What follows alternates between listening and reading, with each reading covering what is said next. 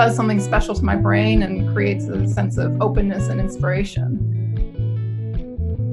Good morning, afternoon, or evening, and Merry Christmas on this final episode for 2020. Fear not, I'm not going to mention what a year it's been. Joining me, Gillian Knipe, to explore the art of stories today is the very talented American artist, CECILIA CHARLTON.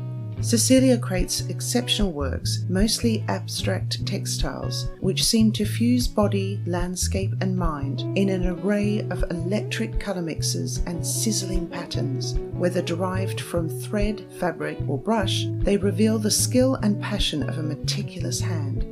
If you check out her website, CECILIACharlton.com, you'll notice her attention to detail and her grasp of installation and curatorial flair is displayed right down to the detail of how you click your way through the images.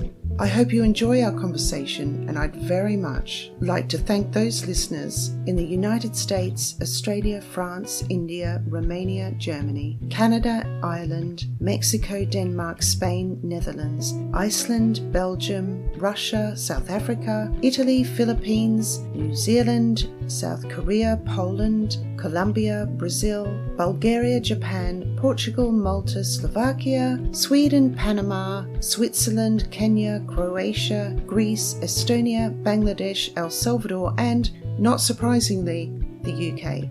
Apologies, of course, if I've missed anyone anywhere. Once again, seasonal best to all, and I'll be back in February 2021. The need or desire for ornament and decoration in our lives appears to be a universal one, an aspect of the human condition which can be found in the caves of prehistoric man, in the pyramids and tombs of ancient Egypt, in the temples of Greece, through Etruscan times, the Middle Ages, the geometric ornament of Islam, and the patterned wallpapers and textiles of today. To begin with, of course, welcome CECILIA CHARLTON to Art Fictions. Thank you for having me. It's really exciting to be here. Now, you've chosen two amazing short stories by Italo Calvino, which I'll endeavour to summarise. A sign in space takes a scientific fact of the time, so it might no longer have any credit, and winds a story around it. In this tale, it is the idea that the galaxy slowly revolves. The narrator, how do you pronounce the narrator's name? Kufuk. It's QFWFQ, but I'm going to just refer to this character as Q. That's a good solution. Okay, so Q flips between utter delight and miserable disillusion as he creates a sign of his existence, which is the first sign to ever exist, only to have it scrubbed out by his competitor, KGWGK, which is another palindrome, obviously, who in turn creates a plethora of his own poorly executed signs. It's worth noting that it takes Q 600 million years to circle the galaxy and return to the place where his sign is located, all the while contemplating the vision of his sign. So, this is a character of eternal being. In the end, the world becomes so crammed with signs and signs of signs and things which become signs of themselves that making any kind of sign would be to create something indistinguishable, and therefore continuing to look for his original sign is futile. And as if that wasn't challenging enough, the other story chosen by CECILIA is The Origin of the Birds. This episode, because that's what these stories feel like, centres on birds arriving late in the history of evolution.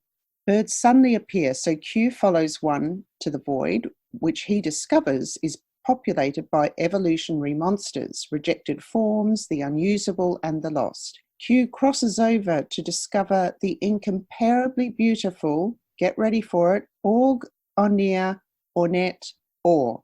Backwards, it's actually, I worked out, Rotten Roran Ogro, which is Spanish for ogre. She's referred to as Or for short, and Q attempts to save Or, who goes on to become Queen Or of the birds and the other rejects. They marry, then she ousts him because he cannot forget his old world, which he has merged with his new world in the realization that all the non-monsters were derived from the monsters. The whole tale is told as a comic strip where Q is both the main character as well as the animator. Okay, so maybe we could just start with an understanding of why you chose these stories in the first place. Yeah, so in this collection of short stories, Calvino uses an approach to writing that I just find incredibly original. A Sign in Space, to me, seems to work almost as an allegory for many aspects of being an artist. And The Origin of the Birds, in part, highlights the balance between language and image that visual artists have to navigate. Mostly, though, I chose these stories because they make me laugh out loud. I remember the first time reading the stories being really surprised and excited by the way he describes these non-human entities and expanses of time that are not usually possible within the realm of other fiction stories. So this sense of originality is something I really enjoy when looking at art. When I see something I feel like I've never seen before that feels fresh, it's something I try to do in my own work. It does something special to my brain and creates a sense of openness and inspiration. So it's just like there's this feeling in my brain that kind of like your brain kind of cracks open. And I feel that way when I read these stories. On the one hand, they're incredibly deep in meaning, but on the other hand, they're ludicrous as well. So you can laugh out loud and you can think anything's possible, which is what I think makes them so accessible, even though they are really difficult. I'm going to read out a sense of what they like to read. This is Q talking. I conceived the idea of making a sign, that's true enough, or rather, I conceived the idea of considering a sign as something that I felt like making.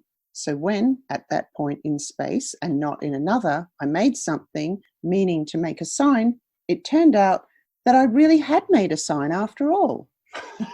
That's so simple. And yet, I had to read it purposely slowly. And in fact, in some parts, I was reading it out loud to myself, like a child. I thought perhaps you could read a bit from the text. Yeah, I'd love to.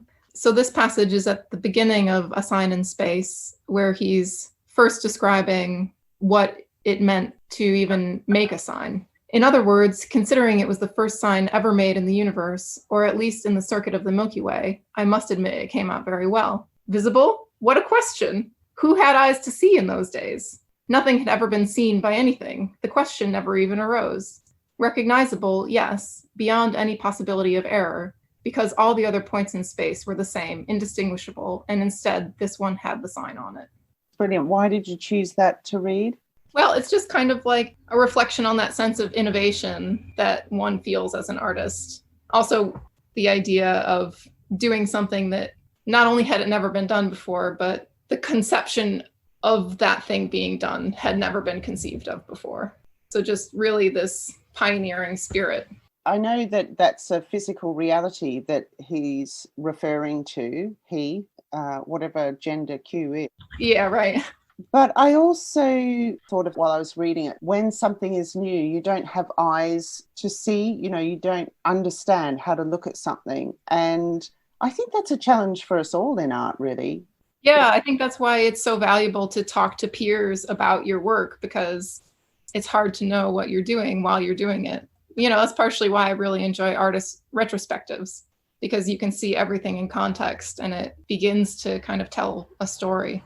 Yeah, I also think that it's important for people going to see art to be confident in what they're seeing, to just look. I remember going to galleries with my kids when they were little, back when I could bribe them, and we would always play I Spy, just so that they would feel comfortable with looking at art. There's a sense when you're an adult that you have to get it. You just have to look, really.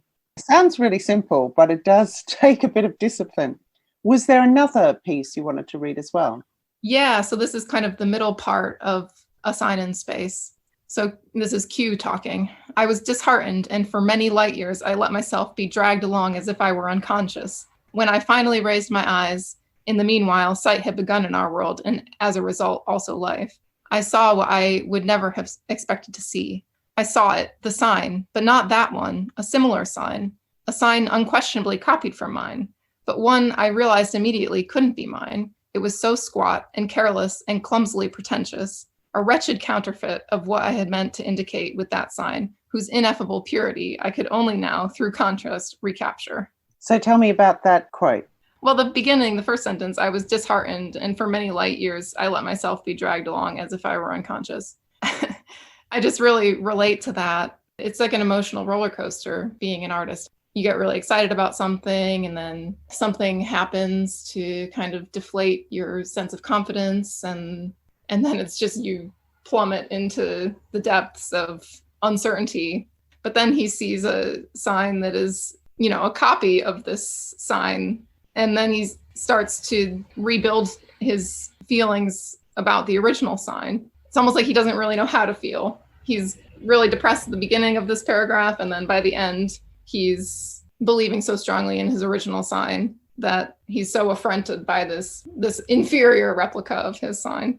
And there's something in that is about the fear of the next generation, perhaps. Yeah, well, so like later down in the page, it's still kind of on that topic. He says, I wanted immediately to make a new sign in space, a real sign that would make K, the other entity, die of envy. Oh, I don't know. Was it Picasso who got to a point in his life where he could no longer go to exhibitions, but he said he did keep up with what was going on in books and magazines. And as far as he was concerned, nobody was doing anything interesting or new.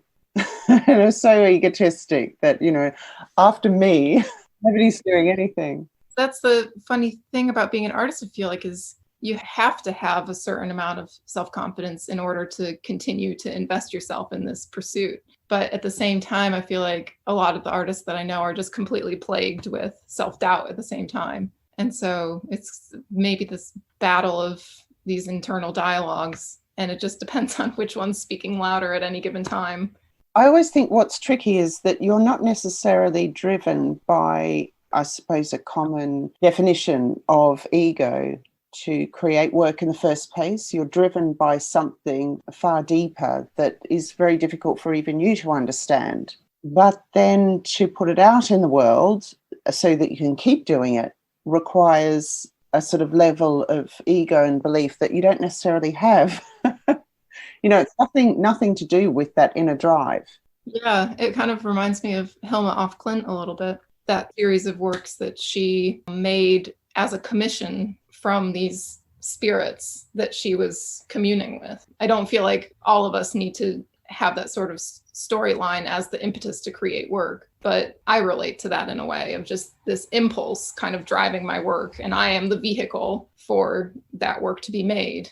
Yeah, and then she also had this belief in her work that it wasn't to be understood in her time, and that she had kind of the relationship with the spirits in order to create the work. And then she created this buffer for herself to not have them reviewed during her lifetime. It's a funny solution to the balancing act that you're talking about.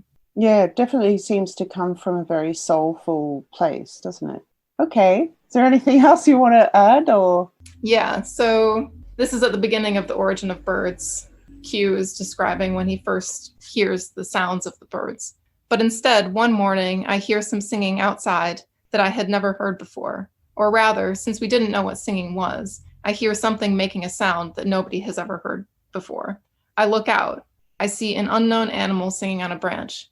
He had wings, feet, tail, claws, spurs, feathers, plumes, fins, quills, beak, teeth, crop, horns, crest, wattles, and a star on his forehead. It was a bird. You've realized that already, but I didn't. They had never been seen before. I did like that a lot, that part. Yeah, I guess it's a bit about that moment before we know what we know now. I took this anthropology course in college, and one of our exercises was to imagine you are an alien coming to Earth and describe what you're looking at and try to make conjectures on what is happening. It's just kind of a funny thought experiment to put yourself in the position of not knowing the things you take for granted. Yeah. I find it interesting that passage is about birds evolving later than mammals. And I have this notion that beat and drumming come from somewhere very internal because you have a heartbeat. So without sort of even thinking of it, you've got an embodiment of a sound that you then create. Whereas melody, I think, comes a lot later. And I have this idea that it can only come from birds, because what other creature makes such a tuneful sound? And therefore, melody is a very external invention. It's just this theory going on in my own head, but I really like it. I'm quite committed to it. And I also like the idea that you have an internal and an external that are in collaboration with one another. Do you understand what I mean? Yeah, that's interesting, because the melody is often carried by the soprano. So yeah, maybe you're onto something there. So then there's this paragraph that has a good implementation of his references to the cartoon strips. So I felt like that was an important writing strategy to highlight. So Q says, there's no use my telling you in detail the cunning I used to succeed in returning to the continent of the birds. In the strips, it would be told with one of those tricks that would work well only in drawings. The frame is empty. I arrive. I spread paste on the upper right-hand corner. I sit down in the lower left-hand corner. A bird enters, flying from the left at the top. As he leaves the frame, his tail becomes stuck. He keeps flying and pulls after him, the whole frame stuck to his tail, with me sitting at the bottom, allowing myself to be carried along. Thus I arrive at the land of the birds. If you don't like this story, you can think up another one. The important thing is to have me arrive there. So yeah, he's implementing a few different writing strategies there, with the reference to the cartoon and the reference of the imagery and how it would be represented in the cartoon. But then the direct comment to the reader, proposing that they could offer a different story and they can make one up on their own. But the important thing is I've arrived there and don't ask too many questions.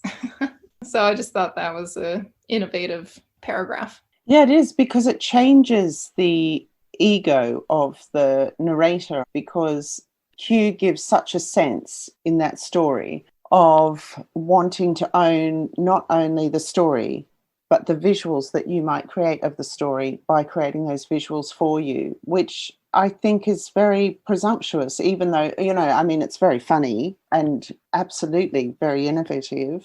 But he's also not letting you as the reader have your own interpretation. And then there's just this little splice that you've mentioned in that paragraph where he says, or you can just invent your own thing. And you think, oh, okay, thank you very much. I suppose it's like when I go to an exhibition, I would never read anything about the exhibition before I look at the work, because I don't want somebody to narrate how I ought to look at the work. And even though there's a certain and a very definite insecurity I feel with looking at work, I want to feel that insecurity. I want to feel like I don't know what I'm looking at. I want to come to the work as freshly as I possibly can and feel surprised, I suppose. And then to me, it's the opposite of what Q's doing. To me, I would then read the blurb and hopefully that will expand my ideas somewhat.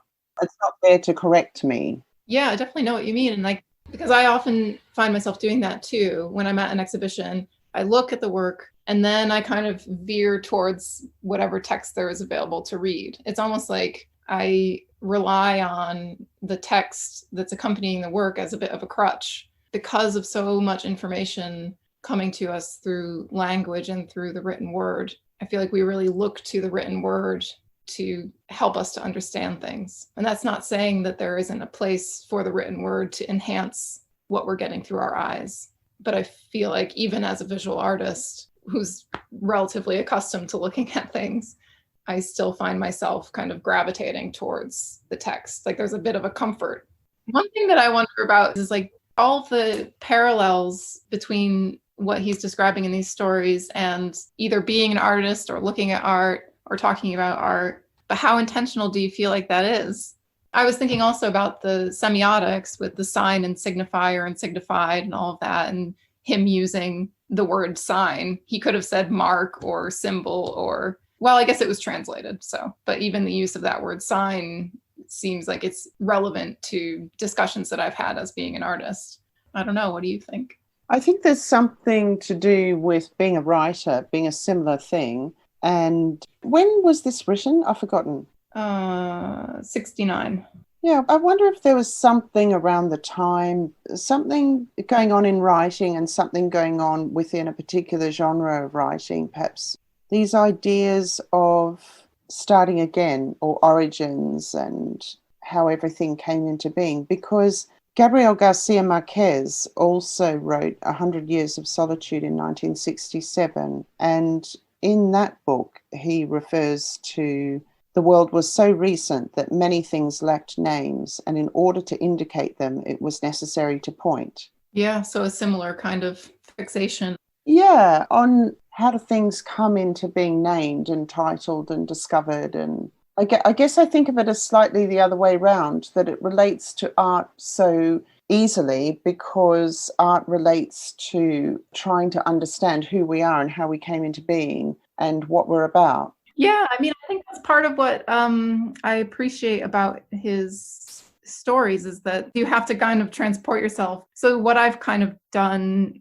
as I've been reading, especially The Sign in Space, is replace the word sign with the word art. And so you kind of have to transport yourself back to a time before art was even made, or before, like, when you don't know what you don't know. As soon as I started reading A Sign in Space, I had this sense of, forgetting to remember and remembering to forget. And then I get to the end of the bird story, and Queen Orr is actually demanding that Q forget the past, forget where he's come from. But Q finds this really difficult. And so he knows where he is now, and he can't forget where he's come from. So he merges these two ideas into one holistic idea and realizes that the chosen beings actually derive from the unchosen beings. These monstrous characters that have been unchosen in that sort of path of evolution. And it's quite like Aldous Huxley's Brave New World, where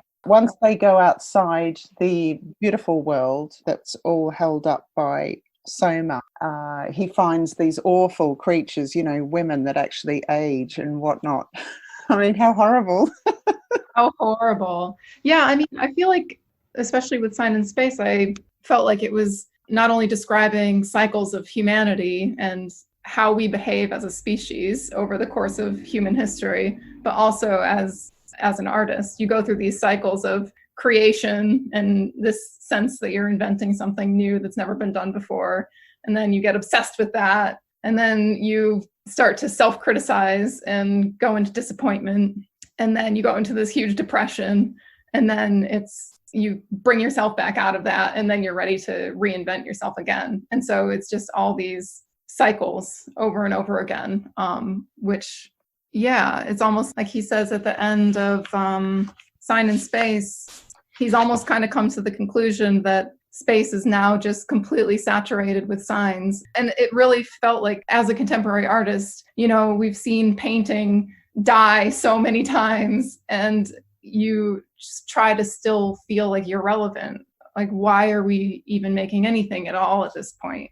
And how do we discover this sense of artistic identity? There's this book that I just got recently called The World of Ornament that is a record of many cultures' ornamental expression throughout history. And the first sentence in the introduction says, "The need or desire for ornament and decoration in our lives appears to be a universal one, an aspect of the human condition which can be found in the caves of prehistoric man, in the pyramids and tombs of ancient Egypt, in the temples of Greece, through Etruscan times, the Middle Ages, the geometric ornament of Islam, and the patterned wallpapers and textiles of today." So it seems like the struggle of Q is the struggle of all artists and all people. There's this kind of integral desire to express ourselves and express something unique. Absolutely. I mean, he's quite tortured. In fact, at one point, he says something like the world starts to represent itself. Then anything that's made can only be made in the context of what's come before and what's around them, which you well know as an artist. Yeah, I feel like that's something that I definitely think about. Like, I was reading about the theory of multiple discovery, which is the idea that at any time there's people developing ideas independently of each other. So for calculus, that was developed by two people at the same time, independent of each other. Evolution is another example. Like, there's examples going back to BC where people are coming up with the same idea at the same time in different cultures, like the crossbow. And so it's really funny to commit yourself every day to this pursuit and to feel like what you're doing is meaningful. But then I came across a Sheila Hicks quote, which is, what would be better than to sit and weave and think, and then not to think, to just interlace yarns and amass networks of threads. And I completely relate to that idea. Some days, all I want to do is just sit and stitch all day, and it's completely fulfilling. And I think, what a better way to spend a day. Yeah, that recalls my previous interview with Hannah Brown when she said, what could be more lovely than spending time to look at the landscape? It was funny that you brought up the word holistic at the beginning when you were talking about this story, because I wrote that word down as well. And it also kind of reminds me of, do you know of the Rauschenberg work where he erased the de Kooning? Yeah, very naughty. To my understanding, Rauschenberg purchased a de Kooning drawing and then erased the entire drawing and then presented it's not a blank piece of paper because, there's still the evidence of erasures and things, but presented it as his own work. I was reminded of that artwork in A Sign in Space also, just this perpetual desire to, one-upsmanship in art, aware of who else is out there creating. And yeah, absolutely. And of course, Q thinks everything else that comes after his original sign is rubbish compared to his original sign. But if only he could find his original sign, which he can't. It's just perpetual torture of the artist, isn't it? Like, he thinks everyone else's is rubbish, but he also thinks his own is rubbish, So I suppose it's the same thing with writers, the same thing with musicians, that, you oscillate between the idea that you've produced gold or shit. Yes, I mean, it can happen. Yeah, one night I'll leave the studio thinking I've really cracked something and I'm really onto something amazing. And then I'll come back in the morning and realize that it's not a great avenue to go down. There's also in the sign story the idea that the sign is not the thing it signifies, nor can one claim to fully or properly describe a thing or an idea with a word or another symbol. And I was thinking of that with regards the naming of artworks and the artwork itself and theories of artworks. And that kind of connects to Susan Sontag and her compilation of essays in Against Interpretation that you have an interest in. Yeah, just this idea that paralysis by analysis is a phrase that has come up earlier this year for me. This interest in using language to talk through what is usually a physical or emotional or visual experience.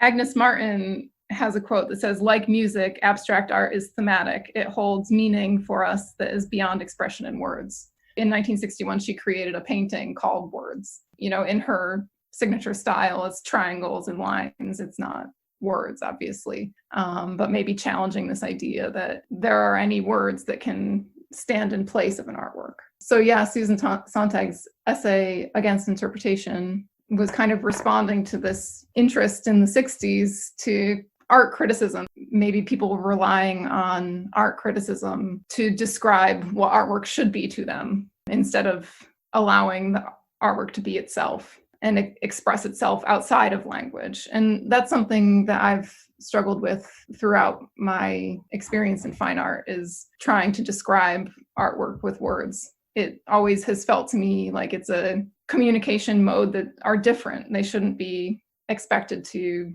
replace each other or stand in for each other. It's always felt to me as if like talking about artwork is like trying to smell a sound. I thought of it as a way of trying to tame creativity. I'm not arguing to do away with art criticism or art interpretation or writing around art, especially in the 60s. I feel like there were all these new modes of art that were coming out that required a certain amount of explanation in order for people to understand what was happening. But I think the thing that I resist and what makes me a bit nervous is we almost look to language to be the primary mode of communication. And to say a word about an artwork or even a series of words, even if those words have multiple meanings, it still feels very constraining. Yeah, it just feels a bit like you're taming a wild horse. I'm not interested in doing away with writing about art per se, but I am interested in that becoming less caught up in its own existence. It is the tugboat behind the main ship being the artwork in itself. Like I was thinking when I was thinking about doing my artist talk at school, like how could I do an artist talk that doesn't rely on language? Like, can I get up there and do a dance or even like series of images For my first artist talk at school, I read The Bathysphere. It's the first exploration method of seeing the deep ocean. So it was in the 1930s that they were doing this, and they would literally it was a steel sphere, I believe it was steel, and it had a cable with the air supply, and they would just go down as deep as they could go. And in 1930, they went down to 3,000 feet. And there's this description that the scientist at the time, William Beebe, wrote of the experience of going down and down and down and down and down and down and down and down into the depths of the ocean. And that's one piece of reading that I've read alongside a presentation of images of my work in order to kind of describe a sensation that I'm hoping is similar to what the sensation is with my art. Does that make sense? It actually does make a lot of sense. And we have talked before about this sort of idea of talking in parallel to the work, talking alongside the work.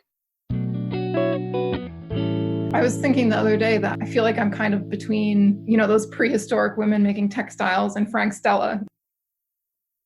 I'm just going to move on to talk a little bit more about your work. So William Weaver became Italo Calvino's translator, and he actually came about as his translator because the previous translator, and I do like this story a lot, worded the title without colours as black and white, which Italo saw as a complete misjudgment. And I thought of this meticulous judgment of colour very much relating to your work, because you have this striking use of colour and pattern mixing. And anybody who knows me knows I love a bit of pattern mixing. And perhaps you could introduce us to your Technicolor textile works. Yeah, so I guess I'm building on a legacy of women within my family, but then also just the legacy of creatives. I have a book called Women's Work, which studies prehistorical textiles. So from 20,000 years ago, people were not only making textiles, but they were making decorative textiles with individual flair and everything. And so I'm trying to use that history and apply it towards fine art and abstraction in particular. Color is funny to me because I don't actually think that hard about it. It's very intuitive. I've got this Annie Alpers quote: being creative is not so much the desire to do something as the listening to that which wants to be done, the dictation of the materials. And so sometimes it's really material driven. If I have a lot of green, for example, I think, what could I do with all this green? But then you need to be, if you like, not afraid of colour in the first place. And, that comes from a certain place, a certain familiarity. I think it's just not overthinking it. I just try to make combinations that, kind of like this book, like they feel fresh, they excite me. The wool that I buy has around 50 colors, but then within each color, it has a whole gradient of values within that color. So it ends up being 421 colors. And so you can get these really subtle differences, hardly distinguishable from each other by the naked eye. But then once you lay them into a pattern, it really matters whether you're using one color versus the other. But it's a lot of trial and error. I feel a bit like a scientist sometimes, So, you have these pipettes and you're titrating different chemicals together and you're waiting for the magic thing to happen. And sometimes the difference between no magic and magic is one, tiny drop of something. And it's something that I've seen with my mom because she works in textiles and she's made all these quilts and everything. And I feel like I must get a certain sensibility of color just from growing up in an environment created by her. Yeah, which is lovely when you've inherited something, you have that familiarity. And you did talk about the sort of science side of things with your father. Yeah, I find a lot of relationship between science and art. I feel like it's a lot to do with ingenuity and problem solving and thinking outside the box and wanting to discover, really. So I've spoken to you before about my interest in black work, and I've actually messed around with it myself. And it's very regimented. I'll begin with one pattern, I'll make an error, hopefully, and then I'll continue with that error, which becomes the next pattern, and so on and so forth, so that it's continually changing. And I understand when you're making work, you're not necessarily working to some sort of regiment, even though the outcome looks very organised. Are you working within the shape or are you working within the pattern? Which comes first? I feel like there's a difference between organization and planning. Because the interesting thing about textiles is that, I've tried a lot of textile processes at this point, weaving, knitting, embroidery, quilting, and what's common amongst almost all of them is that they operate on pixels. So they have this organizational structure built in. And that's not to say you have to follow that organizational structure, like obviously, but if you're working within the traditions, that provides a sense of organization.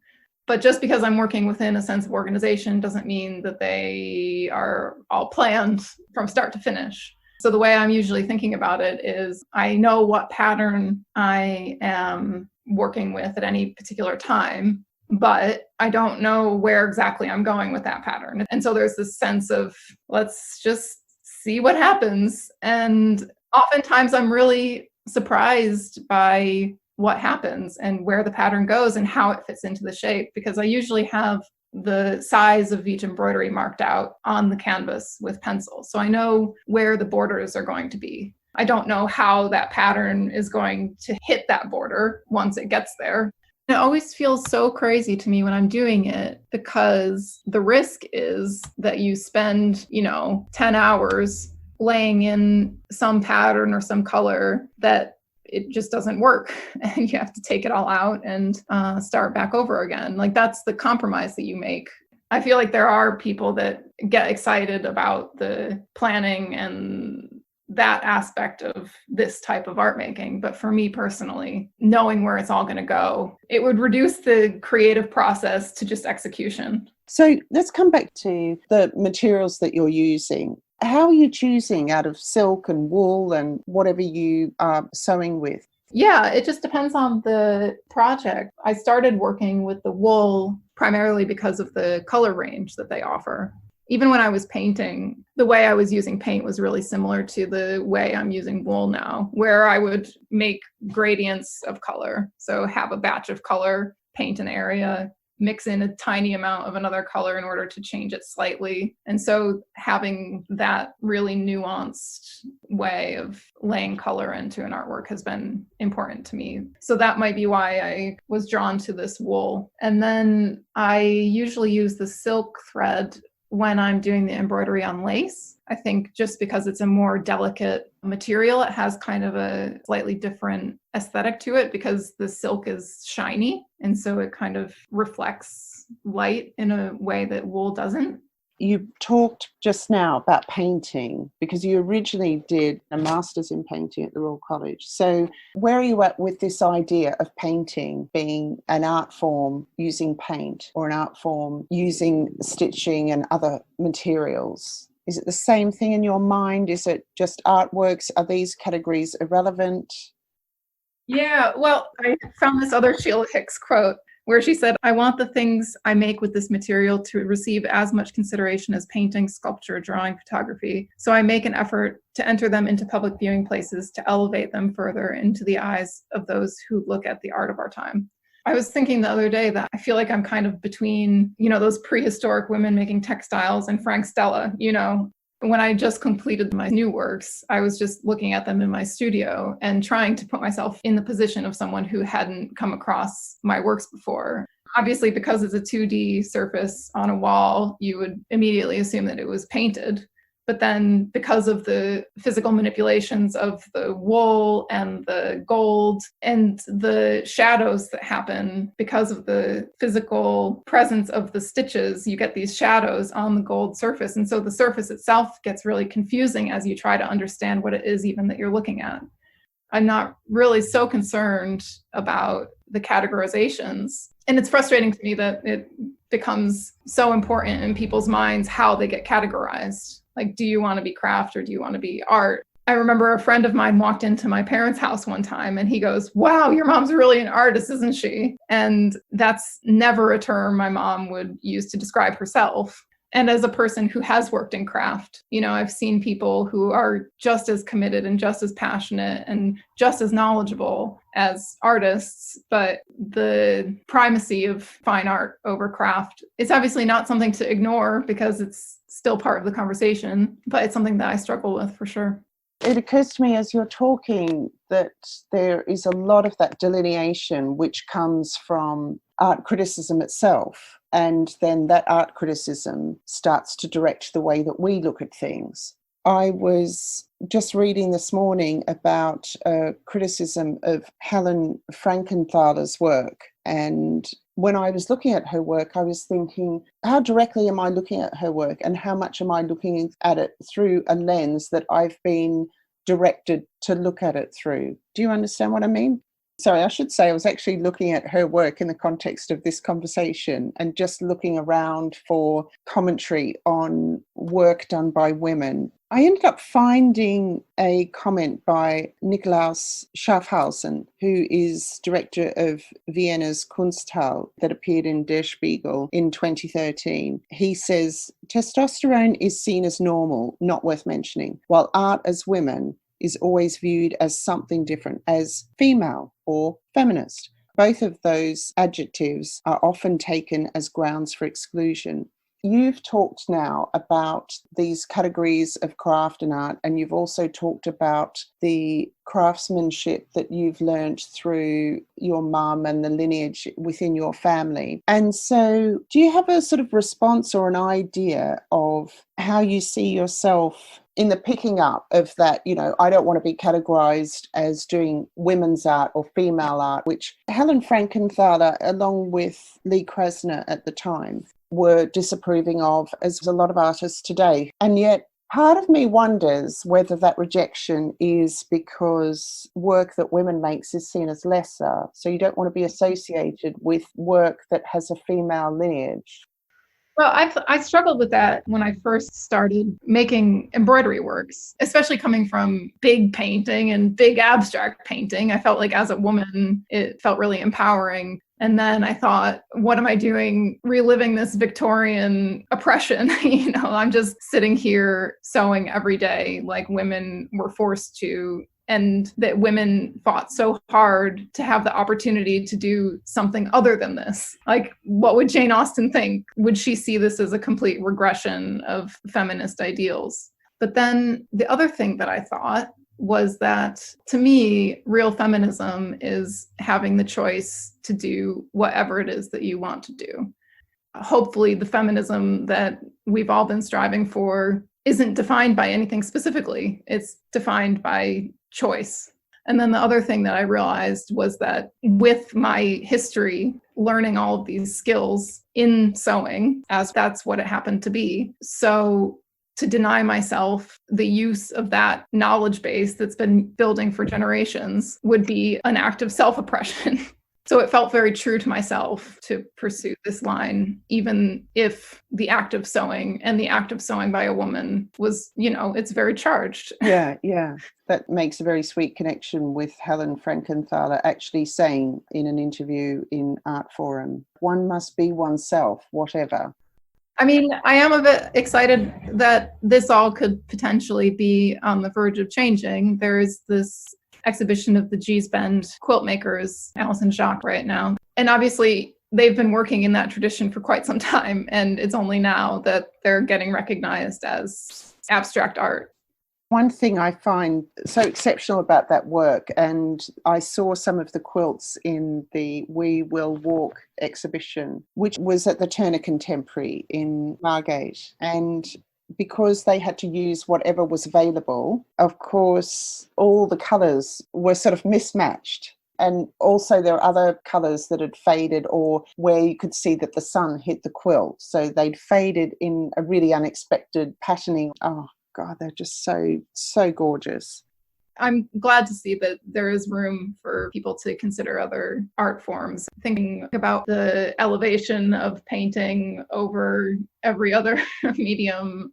Well, that sort of very narrow distinguishing doesn't exist in every culture, thinking of, I don't know, like Japan, for instance. So it is just a construct. Yeah, and I just wonder if that might help like life in general. If we think about art, not so much about this painting that's behind this cordon at this museum, it's more of like a way of being. The other quote that I always come back to in regards to your Helen Frankenthaler quote is a Dolly Parton quote. She says, "Figure out who you are and then do it on purpose." That's great. Touche. Doesn't matter what that is. It's just be authentic. Yeah. I'm just so curious about your titles. I'm going to read two of them out. A Certain Slant of Light, Labyrinthine Pathways of Diamonds, which is that gorgeous triptych on hand-embroidered silk on lace over cotton fabric. And there's also It Might Have Been a Walk-in Spirit, brackets, according to my 72-year-old Peruvian roommate. Where do these titles come from? Well, that one came from my real life, if you can believe it. So I did have a 72-year-old Peruvian roommate, and she was of Incan descent, and so had a belief in certain mysticisms. And she attributed to this experience that I had in my life as potentially being the result of a walk-in spirit. I don't know if you're familiar with walk-in spirits. It's the idea that there's an episode in your life where you typically lose consciousness, and before that episode you've had certain issues or certain things that you've been trying to deal with and haven't been able to get past, and then after the episode it all kind of resolves itself. And the idea is that during your loss of consciousness, one spirit has left and a new one has come in. And so that title is a title that came to me as I was working through the composition. I usually start my works with an idea, a compositional or material-driven idea. And then once the work is completed, I kind of start to figure out what the work is about. It's interesting that you bring up Gabriel Garcia Marquez, actually, because a lot of Marquez's stories take place in a fictional world called Macondo, which is based on his grandparents' hometown where he spent some of his time when he was growing up. And it just seemed to relate to my titles because it just strikes me how surreal reality can seem. Because like we talked about with Might Have Been a Walk-in Spirit title, that's just something that I am describing from my life. But extracted from the context of the story, it takes on this kind of surreal, poetic, magical sense to it, like otherworldly even. And I feel like that's kind of what happens with his stories. He's basing them on this real place with real people, and then kind of expanding from there to generate this kind of magical quality about it. So speaking of spirits, you are currently working on the Three Fates. We should probably just say first that the Three Fates are the three spinners from Greek mythology, and they would typically appear at the birth of a new baby. They're three sisters, aren't they? It comes up differently in different places, but most of the time they're represented as three sisters, yeah. So regardless of the culture, one represents birth, which is the spinner, one represents life, which is the woman who draws out the thread, and one represents death, which is the cutting of the thread. Do you want to talk a little bit about that? Yes. So I've made a lot of works thinking about the generational relationships in my family with me and my mom and my grandmother and even my great-grandmother. But I realized a relationship that I hadn't explored yet was my two sisters. So I'm the middle girl. Ah. I also have a younger brother, so he's not to be excluded. But within the context of this artwork, it was specifically about the relationship with my two sisters. And then that made me think about the Three Fates mythologies. And then it became an even more interesting metaphor because of the symbology of the thread. And so to do an embroidery work about these three sisters while also kind of talking about my personal relationships with my two sisters seemed to kind of unify this personal relationship that I have with this universal experience. How big are they going to be? They are going to be 85 centimeters wide and 2 meters tall, each one. How long will that take? See, I look at your work and think, okay, I'm putting in about 2 years there. I'm sketching out about a month per panel. And where are we going to see those? Do we know yet? That is TBD. Okay. So as soon as that's final, I can put it on my Instagram. Yes, I will let you know. And another brand new series that will be on show at London Art Fair in January. It's a series of 2 diptychs called The Dawn of a New Day, and it's kind of to do with the current moment. The section of the fair that I'm going to be showing in is called Platform, and it's specifically curated around folk art. And it's going to be on from January 18th for 2 weeks at a location in Mayfair. Okay. Let's come back to Agnes Martin, or Agnes Martin. So the interest in her work, I understand, is a connection with where she lived in the desert, where you have travelled before and had an interest in possibly settling there, and also her place in art history in terms of how she saw her place and how she was seen. Do you want to talk a little bit about her as somebody you've been looking at the moment? Yeah. So the book I was looking through was the catalogue from the Tate exhibition. Yeah, I was there several times.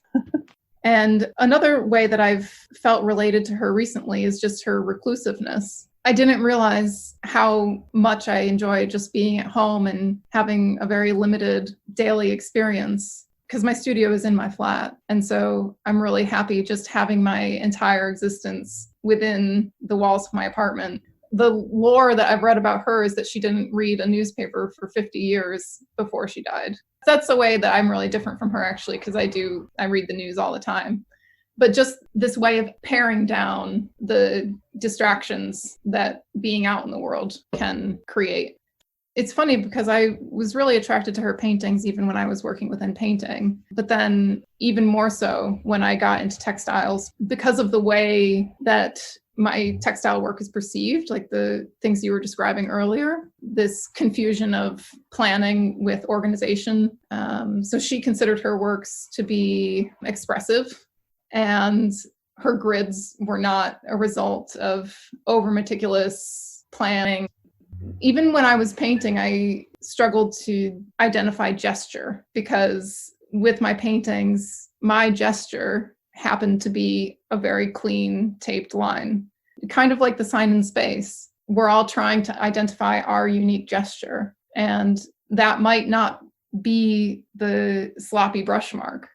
For Agnes Martin, that would be a very clean, ruled line, parallel to all the other lines. And the difficulty in establishing a gestural expression that is often confused with a planned expression is kind of an area where I find myself grappling with. And from what I understand, she grappled with as well, to not get put into the category of minimalists, to instead be considered as an abstract expressionist. Yeah, definitely. I mean, there's just too much emotional response in looking at those works to be pinned down in any sort of narrow categorization, especially when we think of minimalism, which is a category that has changed its meaning over time. Yeah. So, and also just the experience of being in front of her works, I feel like is something that is really at the core of art for me. It's really amazing to be moved by a light pencil mark and a bit of gray. Cecilia, when you're not reading Italo Calvino, what are you reading? Now, you know that I'm kind of setting you up here because you originally sent me 6 stories. Was it 6 that you couldn't decide between? It was 2 stories from 3 writers, one being Italo Calvino, one being Miranda July, and the other being Gabriel Garcia Marquez. They do the same thing in my brain that I was describing earlier. I remember the first time I read the Miranda July, so she's got a book of short stories called No One Belongs Here More Than You, which kind of ties back into that Dolly Parton quote a bit, like permission to just be yourself. And when the first time I read that book, I finished it and just started it right back at the beginning again. It was just such a revelation for me, not only because of the intention of the book, to present all of these awkward, highly emotional analyses of the human experience, but also just because of the way she tells stories. It was similar to the Italo Calvino, so the innovation of it as well as just the strangeness of it.